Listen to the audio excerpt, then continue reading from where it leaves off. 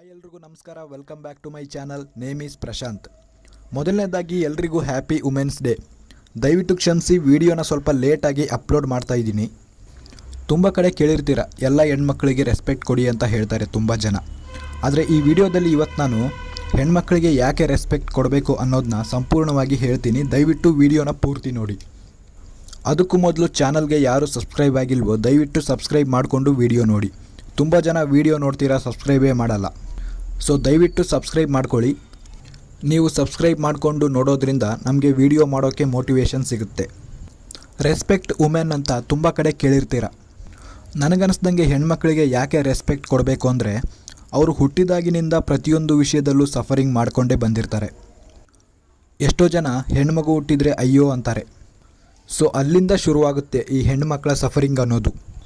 ಹಾಗೂ ಆ ಮಗುನ ಹೆತ್ತಿರೋ ತಾಯಿನ ಕೂಡ ತುಂಬ ಜನ ಬ್ಲೇಮ್ ಮಾಡ್ತಾರೆ. ಹೆಣ್ಣನ್ನು ಹೆತ್ತುಬಿಟ್ಟೆ ನೀನು ಅಂತ ದೂರ್ತಾರೆ.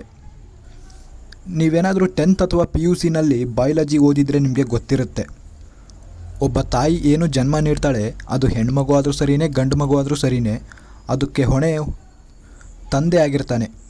ಕ್ರೋಮೋಸೋಮ್ಗಳು ನಿಮಗೆಲ್ಲ ಗೊತ್ತಿರುತ್ತೆ, XY ಕ್ರೋಮೋಸೋಮ್ಗಳು ತಂದೆಯಿಂದ ಬರುತ್ತೆ. ಆದರೆ ಎಷ್ಟೋ ಜನಕ್ಕೆ ಇದು ಗೊತ್ತೇ ಇಲ್ಲ. ಸೊ ಕೊನೆಗೆ ಆ ಹೆಣ್ಮಗು ದೊಡ್ಡೋಳಾಗ್ತಾಳೆ. ನಿಮ್ಗೆ ಹೇಳಬೇಕಾಗಿಲ್ಲ, ಎಲ್ಲ ಗೊತ್ತಿರುತ್ತೆ. ಅಲ್ಲಿಂದ ಇನ್ನೊಂದು ಥರದ ಸಫರಿಂಗ್ ಶುರುವಾಗುತ್ತೆ. ನಾವು ಹುಡುಗರು ಯಾವಾಗ ದೊಡ್ಡೋರಾಗ್ತೀವಿ ಅಂತ ನಮ್ಗೆ ಗೊತ್ತೇ ಆಗಲ್ಲ. ನಾವು ಯಾವಾಗ ಮೆಚ್ಯೂರ್ ಆಗ್ತೀವಿ ಅಂತ ನಿಜವಾಗ್ಲೂ ನಮಗೆ ಗೊತ್ತೇ ಆಗಲ್ಲ. ಆದರೆ ಹೆಣ್ಮಕ್ಳಾಗಲ್ಲ. ಅವರು ಮೆಚ್ಯೂರ್ ಆದ ಪ್ರತಿ ತಿಂಗಳು ಕೂಡ ಸಫರಿಂಗ್ ಮಾಡಬೇಕಾಗುತ್ತೆ. ಕೊನೆಗೆ ಆ ಹೆಣ್ಮಗುಗೆ ಮದುವೆ ಮಾಡ್ತಾರೆ, ಗಂಡನ ಮನೆಗೆ ಹೋಗಬೇಕು, ಅಪ್ಪ ಅಮ್ಮನ್ನ ಬಿಟ್ಟು ಹೋಗಬೇಕು. ನಂತರ ಮದುವೆ ಆದಮೇಲೆ ಮಗುನ ಹೇರಬೇಕು. ಆ ನೋವು ಅವ್ರಿಗೆ ಗೊತ್ತು, ನಮಗೆ ಗೊತ್ತಾಗಲ್ಲ. ಸೊ ಅದಾದ ನಂತರ ಗಂಡ ಹೆಂಡತಿ ಮಧ್ಯೆ ಏನೋ ಸಮಸ್ಯೆ ಆಗುತ್ತೆ, ಜಗಳ ಆಗುತ್ತೆ, ಕೊನೆಗೆ ಡಿವರ್ಸ್ ಆಗುತ್ತೆ. ಈ ಡಿವರ್ಸ್ ಆಗಿರೋ ಗಂಡನ ಹೆಂಡ್ತಿನ ನಮ್ಮ ಸಮಾಜ ನೋಡೋ ರೀತಿಯೇ ತುಂಬ ವಿಚಿತ್ರವಾಗಿರುತ್ತೆ. ಹುಡುಗನಿಗೆ ಅದು ಮ್ಯಾಟ್ರ್ ಆಗಲ್ಲ. ಸೊ ಅವನು ಹೆಂಗೋ ಬದುಕೊಂಡ್ಬಿಡ್ತಾನೆ. ಸೊ ಹುಡುಗನ ಬಗ್ಗೆ ಜಾಸ್ತಿ ಯೋಚನೆ ಮಾಡಲ್ಲ ಜನ. ಆದರೆ ಹುಡುಗಿಯರ ಬಗ್ಗೆ ಏನೇನೋ ಮಾತಾಡ್ಕೊಳ್ತಾರೆ. ಸಮಾಜ ನೋಡೋ ದೃಷ್ಟಿನೇ ತುಂಬ ವಿಚಿತ್ರವಾಗಿರುತ್ತೆ. ಸೊ ನನಗನ್ನಿಸ್ದಂಗೆ ಹುಡುಗರಿಗೆ ಈ ರೀತಿ ಯಾವುದೇ ಪ್ರಾಬ್ಲಮ್ ಇರಲ್ಲ. ನೀವು ಹೇಳಿ, ಯಾರ ಜೀವನ ಕಷ್ಟ?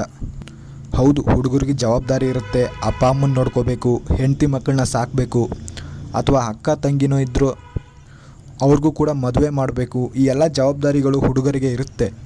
ಅಥವಾ ಹೊರಗಡೆ ಹೋಗಿ ದುಡಿಬೇಕು, ಮನೆ ನೋಡ್ಕೋಬೇಕು. ಈ ಎಲ್ಲ ರೆಸ್ಪಾನ್ಸಿಬಿಲಿಟಿ ಇರುತ್ತೆ ಹುಡುಗರಿಗೂ, ಇಲ್ಲ ಅಂತ ನಾನು ಖಂಡಿತ ಹೇಳ್ತಿಲ್ಲ. ಆದರೆ ಒಬ್ಬಳು ಹೆಣ್ಣುಮಗು ಹುಟ್ಟಿದಾಗಿನಿಂದ ಕೆಲವೊಂದು ವಿಷಯಗಳಲ್ಲಿ ಸಫರಿಂಗ್ ಮಾಡಿಕೊಂಡೇ ಬಂದಿರ್ತಾಳೆ. ಸೊ ನನಗನ್ನಿಸ್ದಂಗೆ ಹುಡುಗರ ಜೀವನ ಏನು ಕಷ್ಟ ಅಲ್ಲ ಅಂತ ಅನಿಸುತ್ತೆ.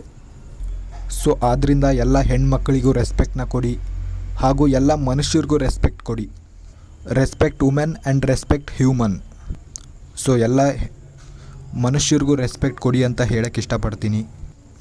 ಆ್ಯಂಡ್ ಮತ್ತೊಮ್ಮೆ ಎಲ್ರಿಗೂ ಹ್ಯಾಪಿ ವುಮೆನ್ಸ್ ಡೇ. ದಯವಿಟ್ಟು ಕ್ಷಮಿಸಿ, ವಿಡಿಯೋನ ತುಂಬ ಲೇಟಾಗಿ ಅಪ್ಲೋಡ್ ಮಾಡ್ತಾ ಇದ್ದೀನಿ.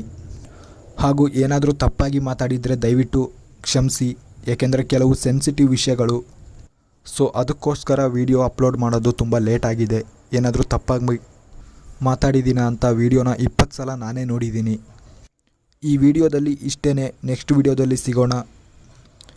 ವಿಡಿಯೋ ಇಷ್ಟ ಆಗಿದ್ದರೆ ಲೈಕ್ ಮಾಡಿ, ಶೇರ್ ಮಾಡಿ.